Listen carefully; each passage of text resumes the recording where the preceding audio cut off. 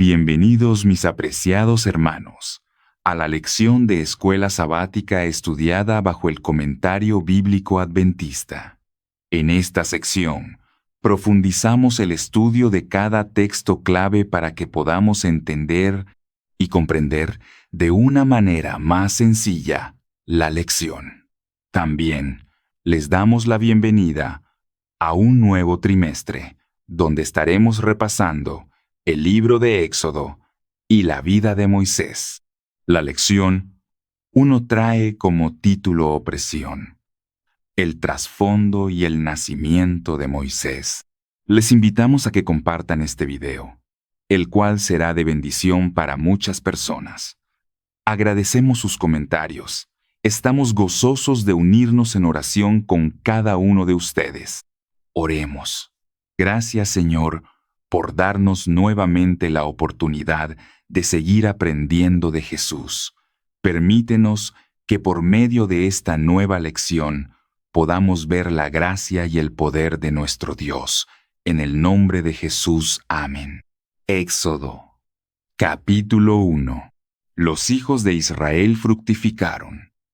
La familia de Jacob aumentó milagrosamente tanto durante la vida de los 12 patriarcas como después de su muerte. Las bendiciones pronunciadas sobre la humanidad en la creación y la promesa posteriormente hecha a Abraham se manifestaron ahora en gran medida. Se llenó de ellos la tierra. Esto se refiere particularmente a la tierra de Gosén, donde vivían los hebreos. El clima de Egipto, la fertilidad de la tierra, la virilidad natural de los hebreos, junto con la bendición de Dios, resultó en un crecimiento extraordinario de la población. Un nuevo rey. No meramente otro individuo, sino una nueva dinastía. Puesto que este comentario coloca la fecha del Éxodo a mediados del siglo XV, se puede aceptar que José vivió durante el gobierno de los Hicsos en Egipto. Por lo tanto, los reyes de la 18ª dinastía, que libertaron a Egipto de los Hicsos, fueron los faraones de la opresión, mayor y más fuerte. Probablemente Faraón estaba exagerando, puesto que Egipto había sido una gran nación durante siglos. Fue la clase de exageraciones a las que recurren las personas que no tienen principios, con el propósito de justificar una conducta extrema e irrazonable. Seamos sabios. Faraón sugirió un hábil recurso político para evitar el peligro de revolución y la posibilidad de que los israelitas pudieran hacer causa común con sus enemigos, los Hicsos, y luego dejaran Egipto. Probablemente, lo que temía no era tanto la conquista de su reino por los hebreos como una alianza con sus enemigos. Entre los hebreos había muchos obreros hábiles y por lo tanto, Faraón se propuso retenerlos como esclavos para poder emplearlos en sus diversos proyectos de construcción. Puede ser que adoptara este proceder hacia los hebreos durante la revolución contra los Hicsos, emparentados por la raza con los hebreos, o poco después de ella, comisarios, literalmente, superintendentes de trabajo forzado y gratuito. Faraón esperaba que un tratamiento opresivo quebrantara la fortaleza física de los israelitas y retardara su notable incremento numérico. Además, esperaba aplastar su espíritu de independencia y respeto propio. Finalmente podría llevar a cabo su vasto proyecto de construcciones sin poner una carga sobre su propio pueblo, ciudades de almacenaje. Puesto que la tierra de Gosén estaba situada en la región oriental del delta, Faraón puso a trabajar a los israelitas en templos y otros edificios gubernamentales en la zona del límite oriental. En la antigüedad, con frecuencia la riqueza nacional era almacenada en templos que, se suponía, estaban bajo la custodia de los dioses. Tanto más se multiplicaban. El primer plan de Faraón no cumplió su propósito. Los hebreos aumentaban en número en proporción directa con el grado de opresión. Y los egipcios naturalmente se desanimaron ante ese crecimiento sin precedentes. Se hizo evidente que la persecución y las pruebas no podían torcer el propósito de Dios, y las medidas tendientes a destruir a su pueblo demostraron que eran más bien vigorizadoras. Los egipcios temían. El temor de los egipcios se debía al fracaso de sus planes. Les resultaba molesta e irritante la presencia de un enemigo dentro de sus fronteras, un enemigo que no podía ser sometido. Las parteras de las hebreas. La segunda tentativa de Faraón para controlar el aumento de los hebreos fue hecha sin pretender ocultar su verdadero propósito. De una cruel opresión, pasó al asesinato descarado. Se ha puesto en duda si las parteras eran realmente hebreas, pues en ese caso, el rey no podía estar seguro de su cooperación. Sin embargo, sus nombres son definidamente semíticos y no egipcios. Sifra significa belleza, y fua, esplendor o brillo, sus partos. En Egipto, los banquillos usados para los partos consistían en 2 piedras, o en piedras colocadas en la forma de una herradura. La expresión común egipcia, sentarse en los ladrillos, por dar a luz, tal como se encuentra en varias inscripciones antiguas, revela el significado de las palabras del rey. Vigiladlas cuando estén sobre las 2 piedras. El uso de esta expresión egipcia confirma la paternidad literaria mosaica del Éxodo, si es hijo. En todo el mundo antiguo era una práctica común dejar abandonados a los hijos que no se deseaban para que murieran o, más comúnmente, para que los devoraran las aves o los animales salvajes. La orden del rey también refleja la costumbre pagana de matar a todos los enemigos del sexo masculino y obligar a las mujeres y a las niñas a convertirse en esclavas en las casas de los vencedores. En muchas antiguas guerras de conquista, toda la población masculina fue degollada. Indudablemente, Faraón intentaba usar a los varones para los proyectos de edificación que tenía y hacer que desaparecieran los hebreos como pueblo en esa generación. Tenía el plan de eliminar así a un enemigo potencial que estaba dentro de sus fronteras y al mismo tiempo tener una cantidad de esclavas para los hogares egipcios. Las parteras temieron a Dios. Es claro que las parteras eran hebreas, pues temieron a Dios y sabían que Él había prohibido matar. Aunque quizá no hubieran conocido las palabras del 6º mandamiento del Decálogo, no matarás. Estaban familiarizadas con la orden. El que derramare sangre de hombre, por el hombre, su sangre será derramada. Temiendo a Dios más de lo que temían al rey tirano, estas valientes mujeres se atrevieron a no tomar en cuenta la orden real. El temor de los hombres hace que un hombre sea víctima de las circunstancias. Pero el temor de Dios trae descanso en medio del tumulto y paz ante el peligro mortal. Esta debe haber sido la experiencia de las 2 principales parteras hebreas, sobre cuyos hombros descansaba una grave responsabilidad. Las mujeres hebreas. Sin duda se requería que las mujeres hebreas trabajaran en los campos junto con los hombres. Puesto que estaban acostumbradas a trabajar duramente al aire libre, no es improbable que les fuera comparativamente fácil dar a luz. Las mujeres árabes, emparentadas racialmente con las hebreas, se dedican a tareas muy pesadas y necesitan poca ayuda para dar a luz. Este hecho explica la verosimilitud de la excusa presentada a Faraón por las parteras hebreas.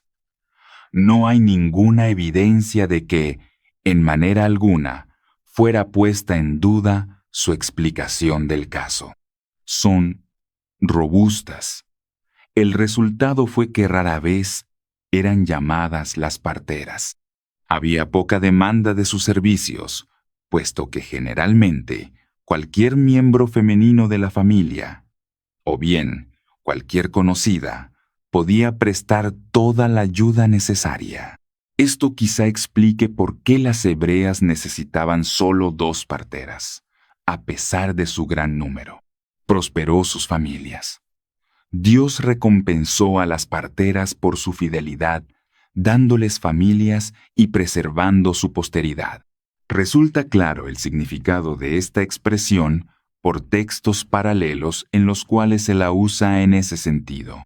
Ignorando la implacable orden del rey, habían ayudado a vigorizar las familias de Israel y consecuentemente sus propias familias fueron robustecidas por Dios. Habían arriesgado sus propias vidas para salvar a su pueblo. Faraón mandó a todo su pueblo. El fracaso de todos sus planes para debilitar al pueblo hebreo impulsó al rey a actuar con violencia manifiesta. Este nuevo decreto colocó sobre cada egipcio la responsabilidad de hacer suyo el deseo del rey. La tarea de exterminar a los hebreos fue entonces transferida de los capataces y las parteras al pueblo común. Todo hijo. Se ha arguido que el gran número de israelitas del tiempo del Éxodo hace dudoso que jamás se hubiera dado una orden tan asesina. Sin embargo, es probable que muchos egipcios, que quizá no eran hostiles con los israelitas, la ignoraran o que estuviera en vigencia solo un corto tiempo. Faraón puede haber rescindido el edicto al tomar en cuenta más plenamente las ventajas que se derivaban del trabajo gratuito de los esclavos, o puede haber aumentado sus planes de construcción. A veces se levanta la objeción de que es muy poco probable que monarca alguno hubiera ordenado, a sangre fría, tan completa destrucción de niños inocentes. Debe observarse, sin embargo, que en los tiempos antiguos se tenía muy poco en cuenta la vida humana, particularmente cuando se trataba de otra raza o nación. Era común exterminar a los prisioneros de guerra, aniquilar poblaciones enteras y sacrificar ante los dioses los niños no deseados.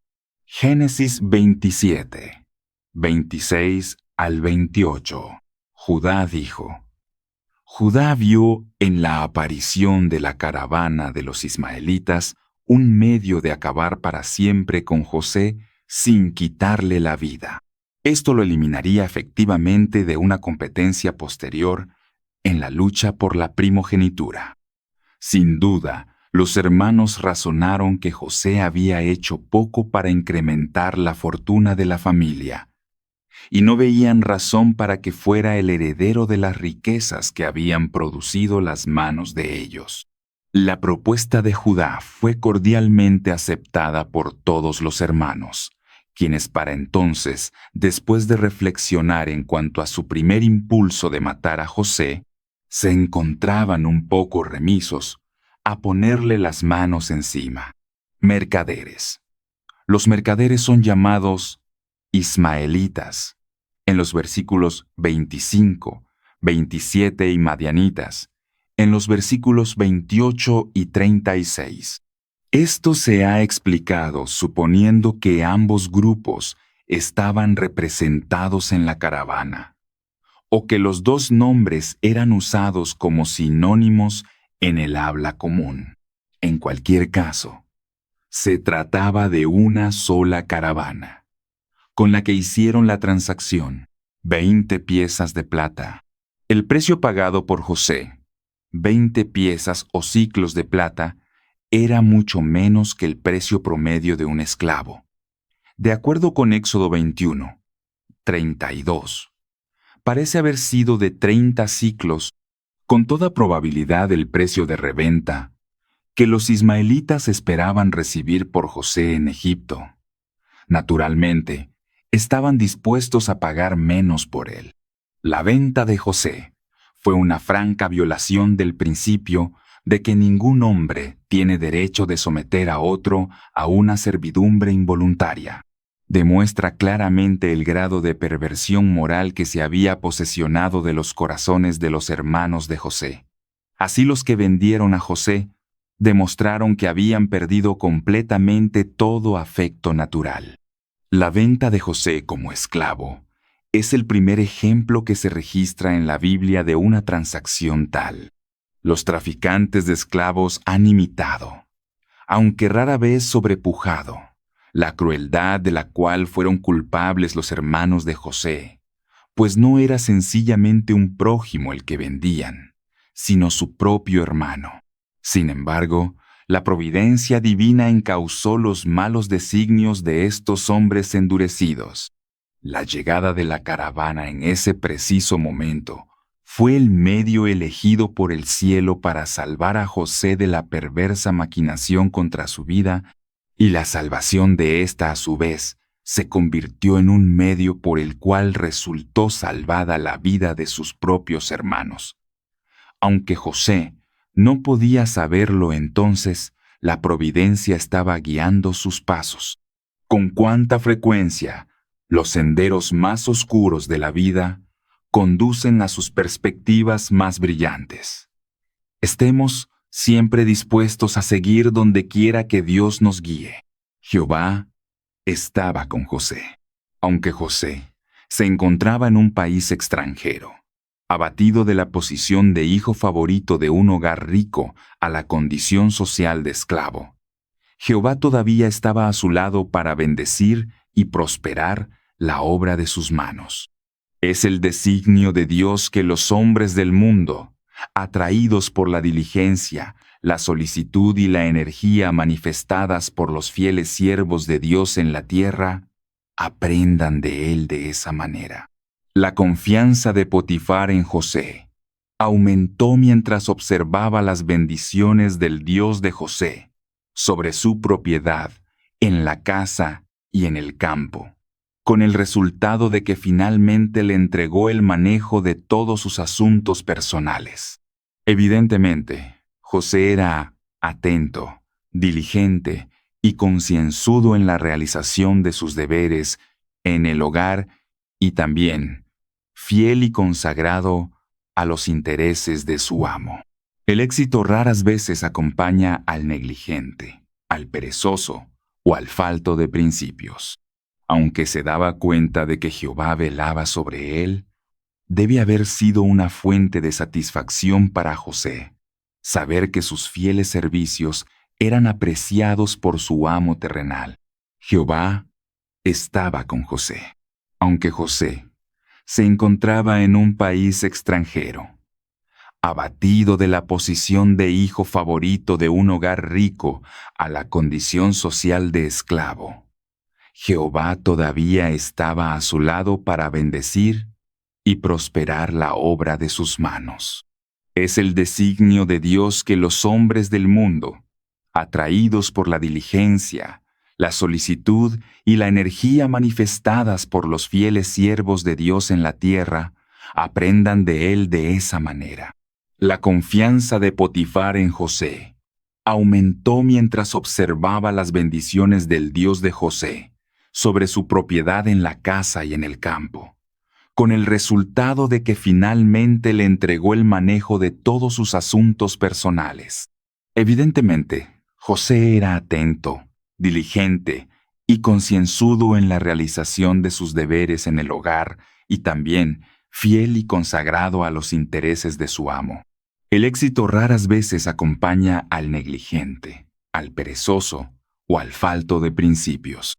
Aunque se daba cuenta de que Jehová velaba sobre él, debe haber sido una fuente de satisfacción para José saber que sus fieles servicios eran apreciados por su amo terrenal. Gálatas 3, 16 y 17. Promesas.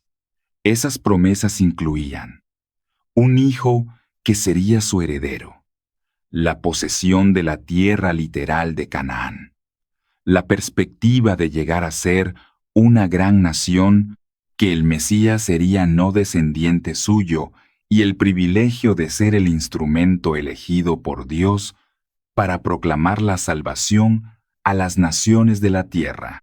Esas promesas fueron repetidas a Abraham en diferentes ocasiones, durante unos 50 años. Las simientes, como si hablase, de muchos, es decir, de todos los descendientes de Abraham, tu simiente. El propósito del pacto de Dios con Abraham fue la venida del Mesías y la salvación de los hombres. Todas las otras promesas eran accesorias. Había grandes bendiciones para los israelitas si cooperaban con Dios, pero desafortunadamente no cumplieron con su parte. Por esa razón, perdieron el derecho a desempeñar su misión como los instrumentos del cielo para la salvación del mundo. A pesar de todo, Dios superó el fracaso de ellos en tal manera que el Mesías vino a la tierra en la plenitud del tiempo como un hijo de Abraham. La promesa de descendencia originalmente anticipaba en sentido literal a Isaac, pero el apóstol Pablo indica aquí por inspiración una verdad figurada más profunda que aquella que, vista superficialmente, parecía abarcar la promesa. La promesa, pues, halló su primer cumplimiento parcial en Isaac, pero tendría un cumplimiento final y completo en Cristo. Pablo no excluye ni a los descendientes del linaje de Abraham por Isaac, ni a sus descendientes espirituales mediante Cristo, cuando declara que Cristo era, en sentido especial, la simiente prometida a Abraham. Por lo tanto, la promesa halló su cumplimiento supremo en Cristo, aunque no un cumplimiento totalmente exclusivo. La ley, es decir, todo el sistema legal dentro del cual Israel fue constituido en el Sinaí como una teocracia, lo que incluía la ley moral que fue proclamada por Dios en persona y el sistema ceremonial promulgado mediante Moisés. 430 años.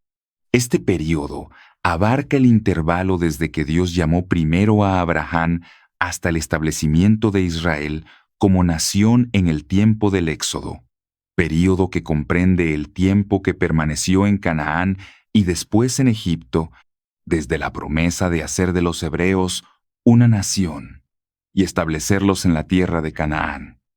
Y el cumplimiento de esa promesa, Pablo, se refiere particularmente a la promesa del pacto al principio del período y la proclamación de la ley como su terminación, ley bajo la cual Israel debía comportarse como una teocracia hasta la crucifixión de Cristo.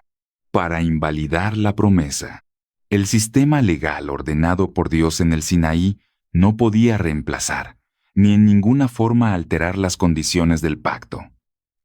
La ley no proporcionó un medio nuevo y específico de salvación, no estableció un sistema de justificación por medio de las obras para que ocupara el lugar de la promesa de justificación por la fe en el Mesías venidero, o para que compitiera con esa promesa. Por lo tanto, los seres humanos fueron salvados por la fe desde el Sinaí hasta la cruz. En cuanto a la relación de la ley con el pacto, Éxodo, capítulo 2. Hermoso. Desde que era un bebé, Moisés dio evidencia de un intelecto agudo, estabilidad emotiva y también de la perfección física que lució en sus años posteriores.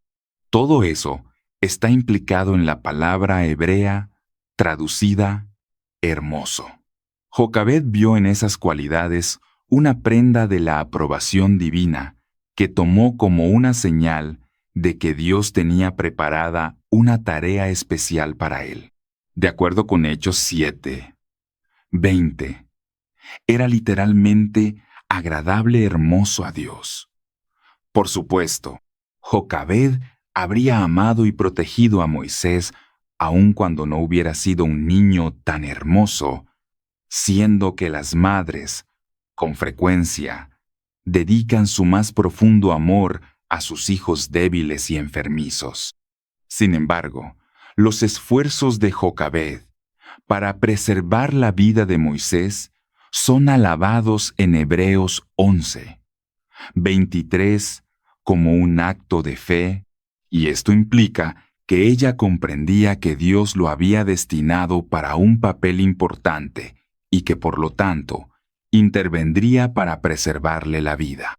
Se le había revelado a Amram que éste iba a desempeñarse como el Salvador de Israel. Una arquilla. Después de que el infante había estado escondido durante 3 meses, por alguna razón desconocida para nosotros, pareció prácticamente imposible esconderlo por más tiempo. Creyendo que Dios intervendría para preservarle la vida, su madre ideó un plan por el cual pudiera ella cumplir con la letra de la orden del rey, y sin embargo no se quitara la vida al niño. Haría ella todo lo posible y dejaría lo demás con Dios. Alabarse. Hubo ángeles que guiaron a la princesa hasta donde estaba Moisés. Que una princesa se bañara en un río, al aire libre, ciertamente no está de acuerdo con las costumbres de los mahometanos modernos orientales, donde solo hacen eso las mujeres de las clases más humildes, pero estaba en armonía con las costumbres del antiguo Egipto. Una escena de baño de una antigua tumba egipcia presenta a una mujer egipcia de alta alcurnia asistida por 4 siervas. También concuerda con las creencias del antiguo Egipto en cuanto a la santidad del Nilo, y a que su agua impartía fertilidad y garantizaba una larga vida. Por esa razón, el Nilo era adorado como un dios de los niños de los hebreos. Al abrir la arquilla, la princesa reconoció a un niño de los hebreos en el que lloraba. Compasión por el pequeño desvalido y simpatía por su madre hebrea desconocida la movieron a salvarlo adoptándolo como suyo. En el comentario acerca del capítulo 1:22 se anotó que el cruel edicto del rey probablemente no estuvo mucho tiempo en vigencia. El acontecimiento aquí descrito puede haber servido como un instrumento para producir un cambio. Apenada por la triste suerte de los niños hebreos, la hija de Faraón quizá imploró a su padre que revocara su edicto asesino. Si esto es cierto, Moisés se habría convertido en el medio pasivo por el cual se salvaron las vidas de incontables niños hebreos. Una nodriza. Sin duda, todo había sido arreglado por la madre. María fue ubicada cerca del lugar donde flotaba Moisés para velar por la suerte de su hermanito, y probablemente había sido instruida en cuanto a qué decir en el caso de que algún egipcio encontrara al niño. Cumplió sus instrucciones con admirable juicio y tacto. Apareció en la escena en el momento preciso y presentó su propuesta en el tiempo oportuno, ni demasiado pronto ni demasiado tarde. Al proceder así, ni habló ni calló demasiado. Fue la doncella, la fe y el ingenio de una madre amante y el tacto y la habilidad de una hermana prudente aseguraron el éxito.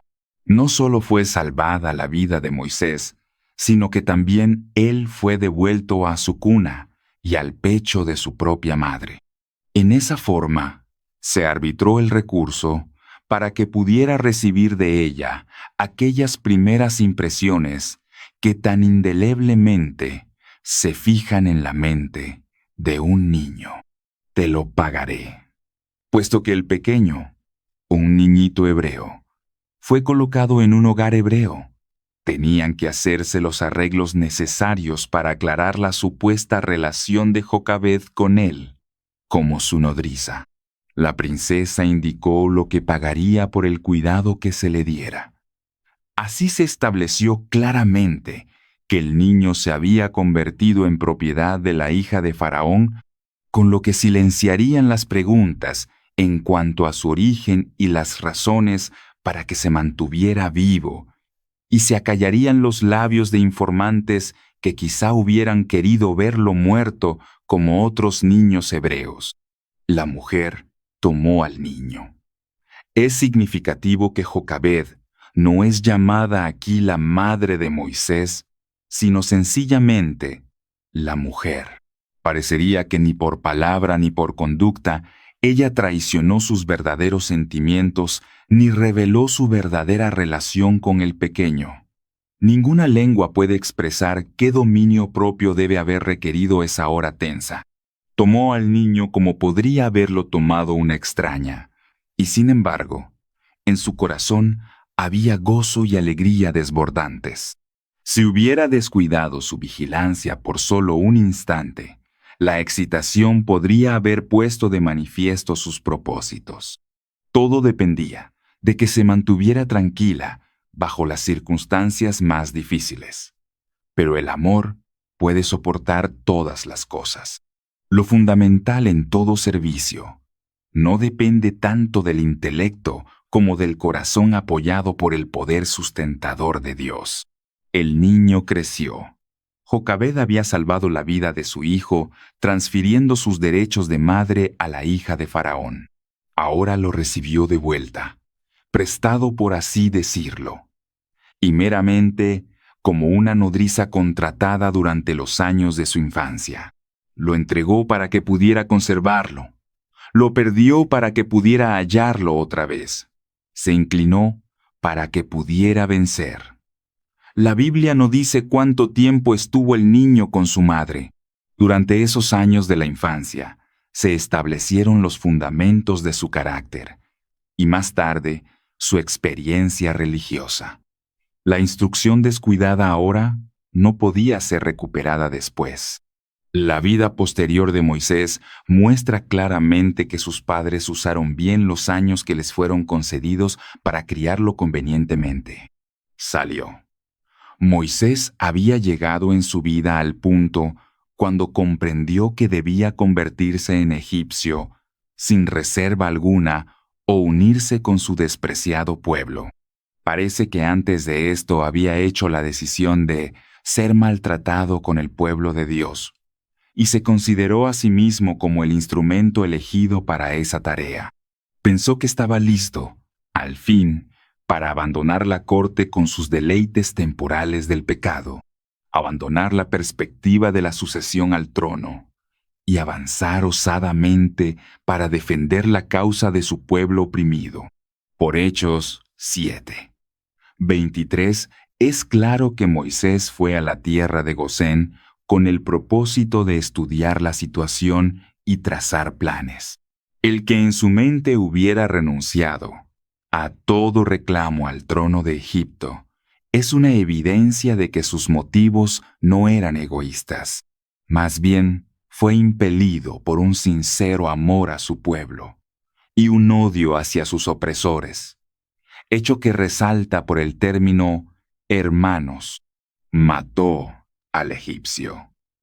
Observando que no había testigos de su acto, mató al egipcio.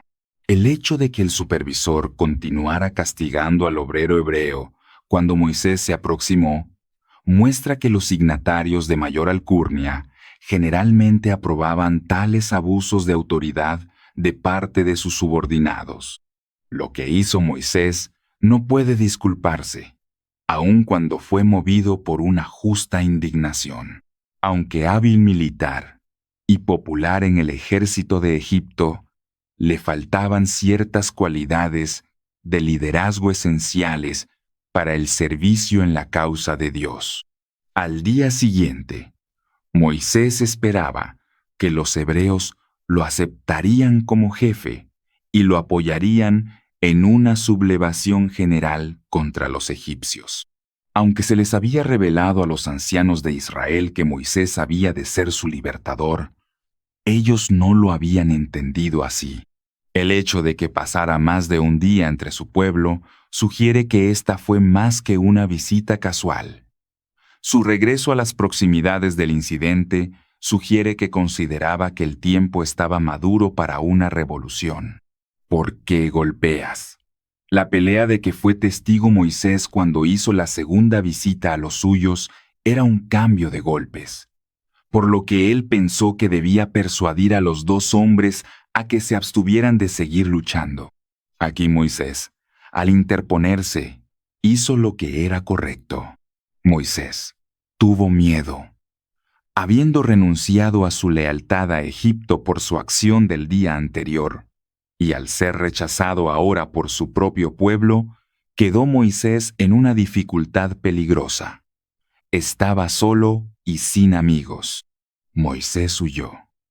Ciertamente no fue fácil la huida de Moisés.